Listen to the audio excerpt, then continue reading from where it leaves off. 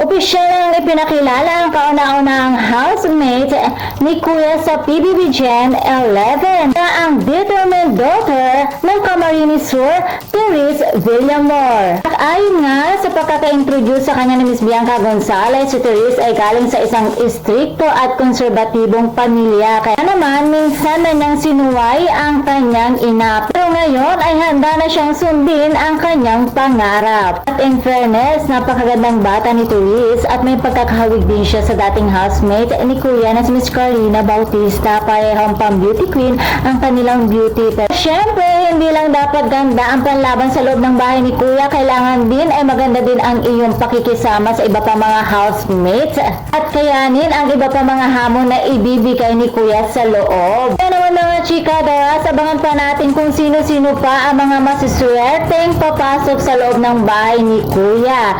And for more showbiz update, please don't forget to like, share, and subscribe my channel. Thank you for watching.